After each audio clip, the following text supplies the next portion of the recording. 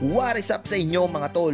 Another budol na naman ang gagawin natin ngayong araw. Naghahanap ka rin ba ng lugar na malatagaytay o Baguio feels pero ayaw mo nang bumiyahe ng malayo? Pangmalakasan na Instagrammable shot at TikTok videos, siguradong pasok dito. Meron kaming nakita 1 hour to 2 hours lang away from metro. Sigurado ako marerelax at marerefresh ka dito. Kaya ano pang hinihintay nyo? Tara, samahan nyo kami puntahan ang sikat at dinarayo na Cielo Alto Place sa Sitio Mayagay, Barangay Tanay, Rizal. Umalis kami ng 10 AM ng umaga mula dito sa Manila papunta sa Tanay.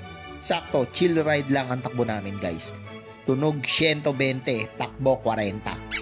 Wala naman kami masyadong kasabay dahil linggo din naman kasi kami umalis. Bandang Marilaki Road nga pala guys yung daan namin. Iniisip ko nga dito yung banking para maganda yung shot sa motor ko. Pero naisip ko pala may angkas nga pala ako. Baka ako yung bumenking sa kanya pagkatapos baka banking yan. At ayun na nga pagdating namin dito sa kanto ng Cielo Alto. Akala namin okay na pero kailangan mo pa palang bumaba. Medyo matarik yung daan at medyo madulas din.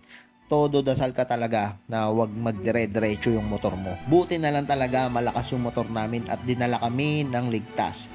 Baka ADB yan.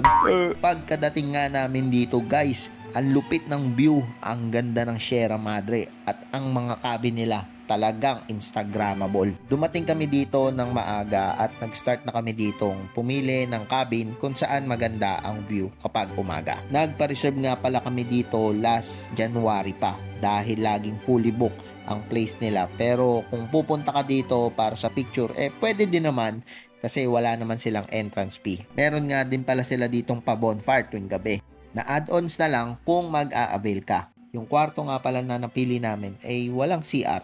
Kaya meron naman sila ditong common CR. Yun nga lang, wag ka lang choosy. After namin makapili ng cabin, nag-lunch muna kami dito sa restaurant nila. At wag ka, may live band pa sila. O di ba? Kahit di ako kumain, makita ka lang, ako'y busog na. Charing!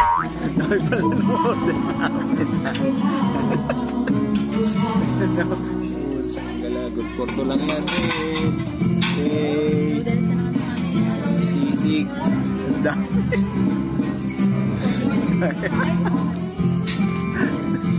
Ito nga palang in-order namin, jumbo sisig, isang kalderong yang chow at tiger super prawn, di ba?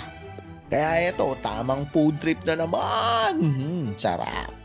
After namin kumain, nagpunta na kami sa cabin 13. Medyo gitna pala yung pinili namin para wala masyadong punong nakaharang para pagising mo sa umaga, sana may sea of clouds kang makita.